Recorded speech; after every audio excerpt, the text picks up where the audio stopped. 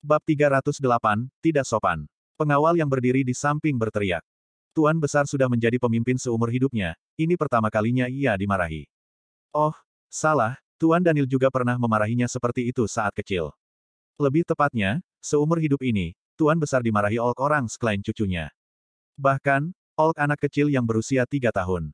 Tuan Besar mengerutkan kening dan membelalakan mata, segera menepi, tidak berani berbicara lagi. Apa ucapanku salah? Carlos bertanya dengan tegas, jangan mengira kalian memiliki status yang terhormat, bermartabat, dan lebih tinggi dari orang lain, hanya karena mengendarai mobil mewah. Mamiku pernah bilang, setiap manusia itu setara. Orang yang tidak bisa menghormati orang lain, juga tidak akan dihormati oleh orang lain. Ucapanmu benar. Tuan Besar tidak marah, malah tersenyum, anak yang baru berusia 3 tahun, ucapannya malah begitu logis dan sistematis, luar biasa. Carlos sangat marah, meletakkan kedua tangan di pinggang, mirip seperti seekor singa kecil yang mengamuk. Jangan cemas. Aku sudah bertanya pada dokter, adikmu akan baik-baik saja. Tuan Besar membujuk sambil tersenyum, untuk hal ini, aku pasti akan bertanggung jawab penuh. Beritahu aku nomor telepon ayahmu, aku akan menyuruh orang untuk menghubungi dan memintanya datang, sekalian membahas masalah ganti rugi lengannya. Bahas saja denganku. Carlos berkata dengan ekspresi serius dan dingin, aku pernah meneliti masalah hukum, terutama hukum dan peraturan yang biasa ditemui dalam kehidupan sehari-hari, aku sangat memahaminya, Anda jangan coba-coba membodohiku. Saat ini, yang dipikirkan Carlos adalah ingin melindungi mami bodoh yang tidak mengerti hukum. Saat dia datang nanti, bagaimana kalau sampai ditindas oleh kakek yang licik ini? Karena itu, sebaiknya bahas dengannya. Hahaha, menarik. Tuan Besar tertawa, kalau begitu, coba katakan, bagaimana seharusnya aku membayar ganti rugi? Pertama-tama, aku harus memastikan dulu bahwa adikku baik-baik saja. Carlos memelototinya dengan marah, asalkan adikku baik-baik saja, barulah Anda punya kesempatan untuk membahas masalah ganti rugi denganku. Kalau terjadi sesuatu padanya, aku pasti akan menuntut kalian. Pemikiran yang sangat jelas. Tuan Besar memuji sambil mengangguk. Sekarang aku tidak punya suasana hati untuk mengobrol dengan Anda, harap Anda tenang sedikit, jangan menggangguku. Carlos memalingkan wajah, tidak memekdulikan Tuan Besar. Tuan Besar semakin menyukai Carlos. Dia juga mengeluh di dalam hati, tidak tahu kapan baru bisa menggendong cucu, alangkah baiknya kalau kelak cucunya bisa secerdas anak ini. Carlos memanfaatkan kesempatan untuk diam-diam meminjam ponsel dari bibi perawat saat pergi ke toilet, menelepon Tracy. Namun, ponsel Tracy tidak aktif. Carlos menelepon bibi Juni, ponselnya juga tidak aktif. Hatinya sangat tidak tenang, tapi hanya bisa menunggu dengan sabar. Dan pada saat ini, Tracy sedang melapor di kantor polisi. Polisi sudah memproses kasus, memintanya pulang dan menunggu kabar di rumah. Tracy sama sekali tidak bisa tenang, bilang mau ikut mencari anak-anak bersama polisi. Polisi malah berkata, aku tahu kamu sangat panik, tapi tubuhmu terluka, kalau kamu ikut, itu hanya akan menghalangi kami bekerja. Kamu sudah memberitahukan informasi yang seharusnya diberitahu. Kami pasti akan berusaha untuk menemukan anak-anakmu kembali. Kamu pulang dan tunggulah di rumah dengan tenang. Aktifkan ponsel, begitu ada kabar, kami akan segera menghubungimu. Begitu mendengar ucapannya, barulah Tracy teringat bahwa ponselnya sudah kehabisan daya. Demi tidak menghalangi polisi bekerja, dia hanya bisa pulang dulu dengan naik taksi. Setelah memasuki pintu rumah, dia berteriak tanpa sadar, Carlos, Charles, Carla. Tidak ada seorang pun di rumah, hanya ada Rosie yang menjawab dengan pelan, Mami. Tracy langsung merasa sedih, air matanya mengalir. Anak-anak tidak pulang. Sudah berlalu 5 jam sampai sekarang, masih belum ada kabar dari mereka. Tracy hampir putus asa. Dia masuk ke dalam kamar dengan tubuh terluka, menghubungkan ponsel pada pengisi daya, lalu memberi makan dan minum pada Rosie. Mungkin Rosie juga merasakan kesedihannya, mengusap pipi Tracy dengan kepala kecilnya, membujuk dengan berkata, Mami, jangan menangis, jangan menangis. Bab 309 saat mendengar ucapan jangan menangis, Tracy menangis dengan lebih sedih, berkata sambil melihat foto keluarga yang digantung di dinding, Rosie, coba katakan, pergi kemana Carlos, Charles, dan Carla. Apa mereka diculik oleh orang jahat? Orang jahat, orang jahat. Rosie mengulangi kedua kata ini. Tiba-tiba Tracy teringat pada Daniel, jangan-jangan dia yang menangkap anak-anak. Ucapan yang dia katakan saat meninggalkan rumah keluarga Daniel hari ini, membuat pria itu marah. Lalu, pria itu pun menculik anak-anaknya. Seharusnya tidak. Pada saat ini, tiba-tiba ponsel berdering. Tracy berlari ke kamar dengan tergesa-gesa, tidak sengaja menabrak dinding, pinggangnya kesakitan sampai hampir patah, tapi dia tidak peduli lagi, melompat ke ranjang untuk mengambil ponsel. Itu telepon dari Daniel. Dia menjawab telepon, mengatakan, halo. Di mana? Danik bertanya. Daniel, apa kamu menculik anak-anakku? Tracy bertanya dengan panik. Omong kosong apa yang kamu katakan? Danik berkata dengan dingin, untuk apa aku menculik anak-anakmu? Tracy tercengang seketika, lalu kembali ke akal sehat dengan sangat cepat, tidak apa-apa. Dia tahu, meski Daniel sangat kejam, tetapi pria ini punya satu kelebihan, yaitu tidak pernah bertindak keji. Lebih tepatnya, dia benci bertindak keji. Kalau dia yang menculik anak-anak, maka akan langsung mengakuinya, bahkan berinisiatif mengatakannya. Dia malah begitu terkejut, itu membuktikan bahwa bukan dia yang menculik anak-anak.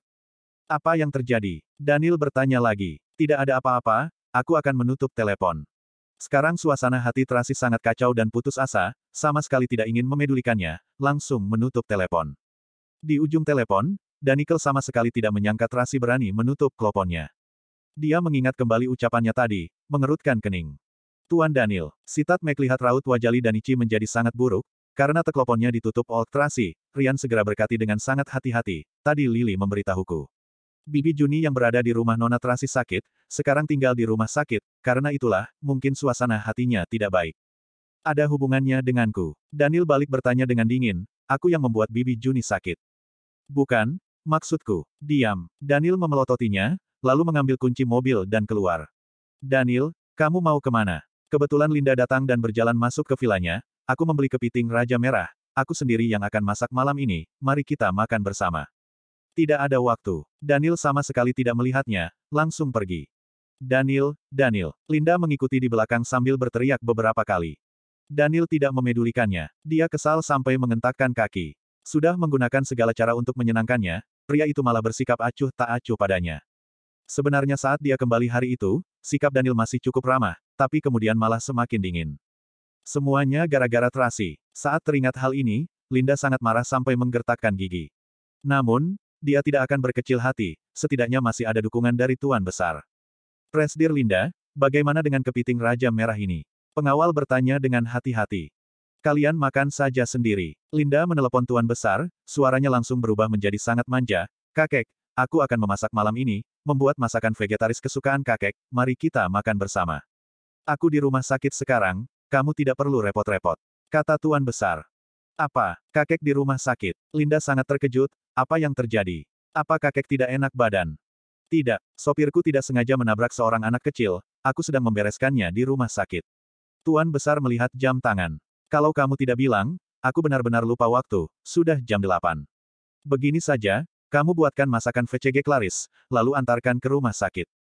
Baik, aku segera siapkan. Setelah menutup telepon, Linda menyuruh pelayan yang dia bawa sendiri untuk membantunya di dapur, juga mengusir koki keluarga Daniel. Pintu dapur ditutup, Linda memainkan ponsel di samping mendesak dengan berkata, cepat, Tuan Besar sedang menunggu. Baik, nanti bilang aku yang masak, mengerti? Ya, mengerti. Bab 310 Carlos masih menunggu di depan pintu unit gawat darurat dengan panik, tubuh kecilnya juga sudah sedikit lelah.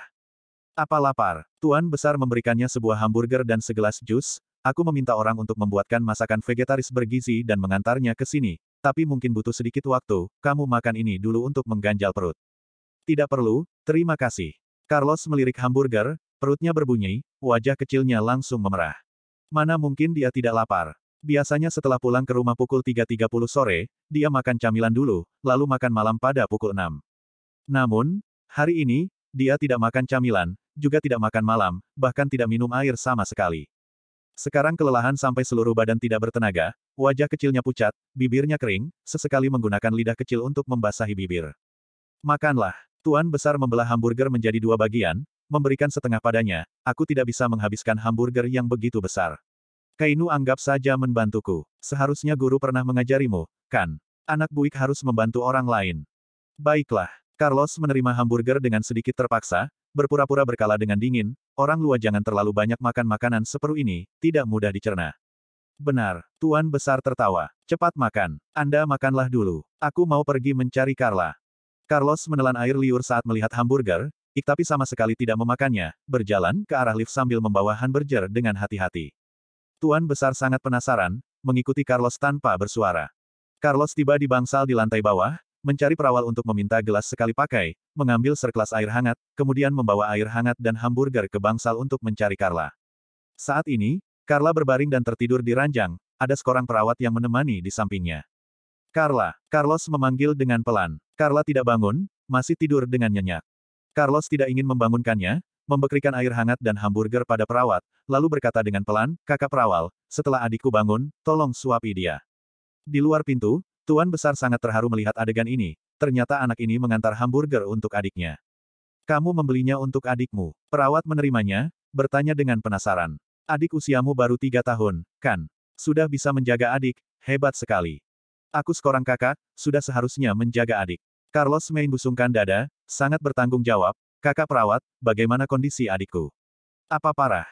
"Tidak parah." Perawat berjongkok, berkata dengan lembut. "Tenang saja, adikmu baik-baik saja. Dia hanya mengalami radang amandel. Setelah minum obat, banyak minum air, dan istirahat, maka akan sembuh." Mamiku bilang, kalau ini ngalami radang amandel, seharusnya makan makanan lembut dan hambar, harus minum banyak air, juga makan bubur sayur. Carlos melihat Carla dengan rasa bersalah. "Tapi, sekarang aku tidak bisa menghubungi mami dan nenek, juga tidak punya uang untuk beli bubur untuk adik. Adik malam ini belum makan, pasu lapar." Perawal merasa terharu sampai matanya berair, Skikra menepuk bahu Carlos dan berkata, "Adik, kamu jangan cemas, kakak akan menjaga adikmu dengan baik. Kakak akan memesan bubur dan meminta orang mengantarnya ke sini. Setelah adikmu bangun, kakak akan nyuapinya." "Terima kasih, kakak." Carlos membungkuk pada perawat tersebut, lalu mengeluarkan sebuah buku cerita dan memberikannya padanya. "Aku becerikan ini padamu sebagai jaminan. Setelah mamiku datang, dia akan membayar uang bubur padamu." Mata Tuan Besar memerah, tangan yang memegang tongkat sedikit gemetar. Carlos sudah menyentuh bagian yang terlembut di dalam hatinya. Dia benar-benar tidak menyangka, seorang anak berusia 3 tahun, malah begitu bertanggung jawab, mengerti untuk berterima kasih, benar-benar luar biasa. "Tidak perlu," perawat segera menolak. "Mohon diterima." Carlos sangat bersikeras. Perawat terpaksa menerimanya untuk sementara, segera memberikan setengah hamburger di samping padanya. "Adikmu tidak bisa makan hamburger dan minum jus. Kamu makanlah, seharusnya malam ini kamu belum makan, kan?"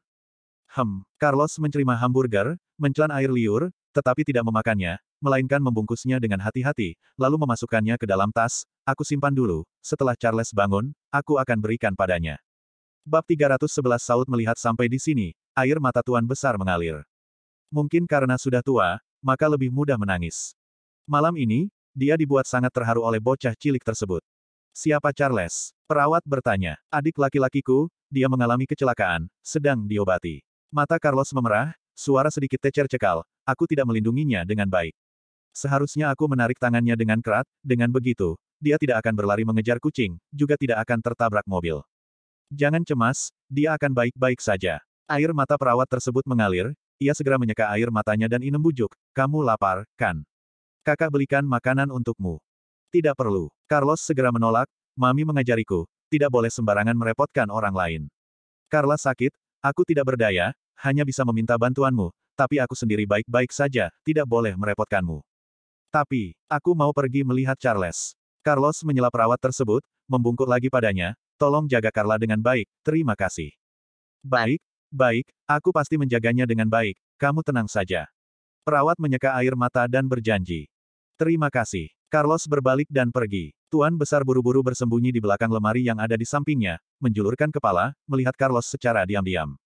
Carlos berjalan keluar dari bangsal, mencari perawat lain untuk meminta sebuah gelas sekali pakai lagi, pergi ke dispenser, minum 3 gelas air hangat secara berturut-turut, berserdawa, lalu pergi ke lantai atas lagi.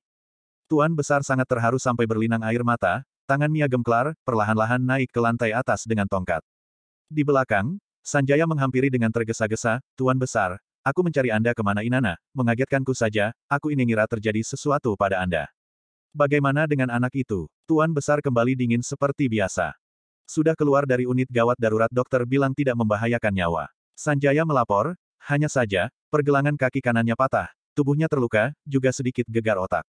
Katakan pada mereka, panggil dokter terbaik, sumber daya terbaik, harus mengobati anak itu dengan baik, sama sekali tidak boleh ada cefek sainping." Tuan Besar memerintah. "Baik, baik," Sanjaya terus mengangguk. "Pihak rumah sakit tahu Anda yang berpesan secara khusus, sudah ditangkapi dengan serius, kepala rumah sakit dan dokter anak terkait sudah datang." Tuan Besar mengangguk, kemudian menunjuk ke bangsal di belakangnya, berkata, "Masih ada gadis kecil ini, juga harus dirawat dengan baik, bukan hanya dari segi pengobatan, kehidupannya juga harus dijaga dengan baik, aturkan beberapa tenaga medis profesional, segalanya harus diatur yang terbaik."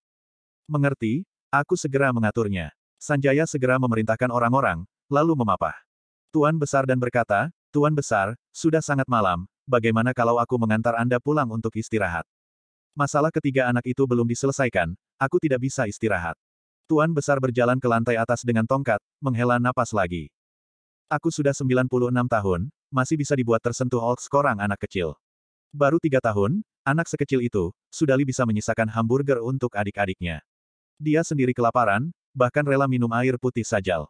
Perawat berjanji untuk bantu membelikan bubur untuk adiknya, dia pun memberikan buku pada perawat untuk dijadikan jaminan, bahkan membungkuk padanya. Didikan anak ini sangat baik. Tidak tahu orang tua seperti apa yang bisa mendidik anak yang begitu berbakat seperti ini. Saat melihat anak itu, aku teringat pada Daniel. Bocah lengik itu, juga sangat menggemaskan saat kecil. Sekarang sudah besar. Saat teringat pada Daniel yang sengaja membuatnya marah tadi pagi, raut wajahnya menjadi muram, semakin besar, semakin menyebalkan.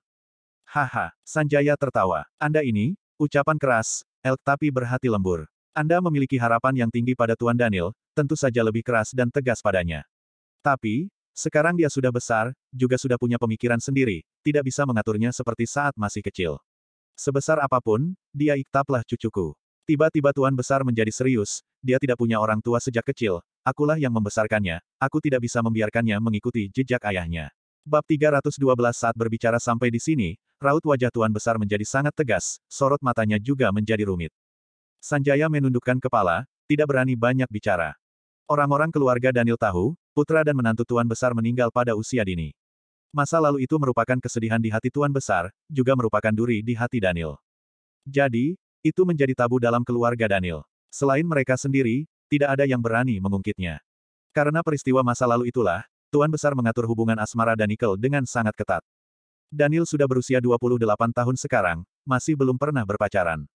Karena itulah, dia lebih lamban dalam masalah asmara, juga lebih paranoid. Beberapa waktu lalu, Tuan Besar mendengar ada seorang wanita yang muncul di sisi Daniel, bahkan hampir mematahkan kaki adik sepupunya Billy demi wanita itu, sampai membuat bibinya balas dendam. Karena itu, Tuan Besar segera datang ke kota Bunaken, mengatasi masalah ini sendiri. Meskipun main buat Daniel kesal dan benci, Tuan Besar tetap harus mengendalikannya dengan ketat, tidak boleh membiarkan tragedi terulang kembali. Kakek, terdengar sebuah suara yang manja dan lembut. Tuan Besar menoleh, menaikkan sudul mulu, Linda, sudahlah datang. Maaf, kakek, aku sedikit terlambat, Linda membawa 2 buah kotak makan bertingkat, berjalan menghampiri dengan tergesa-gesa, aku memasak liubur sayur untuk kakek, menumis beberapa macam sayur, juga beberapa macam camilan. Terima kasih, Karnu benar-benar anak yang pengertian. Tuan Besar memuji. Berikanlah padaku. Nona Linda sudah bekerja keras. Sanjaya mengambil kotak makan, tanpa sengaja melihat 2 jari Linda diperban, segera bertanya, Nona Linda, apa yang terjadi dengan tanganmu? Tidak apa-apa, tidak apa-apa. Linda buru-buru menyembunyikan tangannya ke belakang. Perlihatkan pada kakek. Tuan Besar memerintah. Kacek. Linda mekoncongkan mulut dengan manja, tidak sengaja tersayat saat memotong sayur. Luka kecil, tidak apa-apa. Lain kali jangan kamu sendiri yang masak. Tuan Besar berpesan dengan perhatian, sebaiknya biarkan pelayan yang melakukannya. Aku ingin memasak sendiri untuk kakek. Linda berkata dengan patuh, anggap saja itu adalah sedikit wujud baktiku. Anak baik. Tuan Besar mengangguk terhibur, kakek sudah bilang, jika Daniel menikahimu, itu adalah pilihan yang bijaksana. Hal seperti ini tidak bisa dipaksakan. Linda menghela napas. Ada apa? Tuan Besar bisa melihat ada maksud dalam ucapannya, dia membuatmu marah lagi. Mana berani aku marah padanya. Linda tersenyum pahit, malam ini, aku beli kepiting Raja Merah, ingin memasak untuknya, tapi dia membawa kunci mobil dan pergi dengan terburu-buru, sama sekali tidak melihatku, pasti pergi mencari wanita itu. Keterlaluan. Raut wajah Tuan Besar berubah, ia sangat marah, libat, bagaimana kakek memberinya pelajaran setelah pulang nanti. Kakek jangan marah. Linda segera membujuk, semakin kakek memaksanya, dia akan semakin memberontak, mungkin saja dia akan membenciku. Sebaiknya biarkan berjalan dengan alami. Baiklah, kakek tahu batasan. Tuan Besar menepuk punggung tangannya, kamu pulang dan istirahatlah. Terima kasih atas makan malammu. Kakek jangan sungkan padaku, seperti orang asing saja. Linda bermanja-manja sambil menggoyang-goyangkan tangan Tuan Besar. Baik, baik. Tuan Besar mengangguk sambil tersenyum, mendesaknya dengan berkata, cepatlah pulang. Sudah begitu malam, kakek tidak pulang. Linda bertanya dengan perhatian, apa orang yang mengalami kecelakaan itu meninggal? Kalau tidak, serahkan saja pada bawahan untuk membereskannya. Kalau meninggal juga tidak apa-apa, aku akan menghubungi polisi. Masalah kecil seperti ini, tidak perlu kakek sendiri yang turun tangan. Dia berkata sekadanya, tidak memikirkannya selesai bicara, barulah dia menyadari bahwa Tuan Besar mengerutkan kening, raut wajahnya juga muram. Linda langsung menyadari kesalahannya, segera menjelaskan dengan panik, maksudku. Aku. Sudahlah, kakek tahu kamu belak-belakan. Tuan Besar menyelanya, pulanglah. Oh, bab 313 Linda tidak berani banyak bicara lagi, membungkuk pada Tuan Besar, lalu berbalik dan pergi. Saat melihat sosoknya, Sanjaya berkata dengan cemas, Tuan Besar, menurut Anda, apakah Nona Linda sungguh cocok dengan Tuan Muda? Apa maksudmu? Tuan Besar bertanya. Pandangan Seskorang, langsung mencerminkan isi hatinya. Sanjaya berkata dengan pengertian, ada yang meninggal, menurutnya masalah kecil. Itu tidak terlalu baik. Linda terlalu dimanja sejak kecil, mungkin sedikit keras kepala, juga sedikit belak-belakan, tapi tidak punya niat buruk. Tuan Besar mengerutkan kening, yang terpenting, aku melihat ayahnya tumbuh besar, karakternya sama sekali tidak bermasalah, oleh karena itu, aku ingin menjodohkan mereka. Presdir Johnson memang tidak ada masalah, tapi... Sudah, Tuan Besar menyelanya, lalu berpesan, bawakan semua makanan ini untuk anak itu, dia sedang kelaparan. Bawakan untuk anak itu. Sanjaya sedikit terkejut, Nona Linda membuatnya sendiri untuk Anda, bahkan Jauli-Jauli mengantarnya ke sini. Untuk apa banyak bicara, Tuan Besar berkata dengan tidak senang. Baik, Sanjaya membawa barang-barang dan hendak pergi. Lupakan saja, Tuan Besar menghentikannya, biar aku sendiri yang pergi. Kedua orang itu naik ke lantai atas. Pada saat ini, Charles sudah didorong keluar dari unit gawat darurat, ditempatkan di bangsal VIP. Carlos mengikuti dari samping sambil membawa tas sekolah, bertanya dengan cemas, Paman Dokter, bagaimana dengan adikku? Tidak ada masalah besar, tenang saja. Dokter menenangkan, kamu hati-hati ya, jangan terjatuh. Setiap orang yang melihat anak yang begitu kecil begitu menjaga adiknya, hatinya pasti berubah menjadi lembut dan baik. Setibanya di bangsal, para dokter memasangkan label baru di pergelangan tangan Charles, menusukkan jarum infus, kemudian menghubungkan konsentrator oksigen, alat elektrokardiogram, dan alat lainnya. Carlos melihat di samping, hatinya sangat cemas. Setelah para dokter selesai, dia maju dan bertanya lagi, Paman Doktor, bagaimana kondisi adikku sekarang? Mengapa masih belum bangun? Adik, di mana ayah dan ibumu? Dokter bertanya dengan hangat. Ponsel mamiku tidak bisa dihubungi. Suara Carlos sedikit terikat, tapi kembali terkeluar dengan sangat cepat, membusungkan dada dan berkata, aku kakaknya, kalau ada masalah Anda bisa mengatakannya padaku. Dokter tersebut tercengang seketika, lalu berjongkok, berkata dengan lembut, kamu masih kecil. Untuk masalah seperti ini, seharusnya dikatakan pada ayah dan ibu. Tampangmu sangat mirip dengan adik yang terluka ini. Apakah kalian kembar? Bukan, kami kembar tiga. Carlos menjawab dengan sopan, aku Carlos, ini Charles, masih ada satu adik perempuan, namanya Carla, dia mengalami radang amandel, sedang istirahat di bangsal lantai bawah. Ternyata kembar tiga. Beberapa perawat mendekat, berdiskusi sambil tersenyum. Sungguh menggemaskan, lebih manis dibandingkan artis cilik di TV. Apakah kalian blasteran? Di mana ayah dan ibu kalian? Kakak-kakak perawat, adikku terluka, butuh ketenangan. Carlos mengerutkan kening, berkata dengan serius, bisakah tidak mengobrolkan hal yang tidak penting di sini? Oh, beberapa perawat tercengang seketika, merasa malu sampai wajahnya memerah, lalu meminta maaf, maaf. Haha, dokter tertawa, lalu menjelaskan, adik, jangan cemas, adikmu baik-baik saja. Kalau baik-baik saja, mengapa sampai sekarang belum bangun? Carlos bertanya dengan serius, Paman Dokter, jangan mengira aku tidak tahu apa-apa karena masih kecil. Tolong katakan terus terang mengenai kondisi adikku padaku, aku bisa mengerti. Baiklah, dokter menahan tawa, berkata dengan profesional, pergelangan kaki kanan adikmu patah, ada banyak luka di tubuhnya, juga mengalami gegar otak ringan. Jadi, dia belum bangun sampai sekarang karena gegar otak. Carlos memastikan sekali lagi, apakah Anda yakin itu ringan? Apakah akan ada efek samping, bersambung?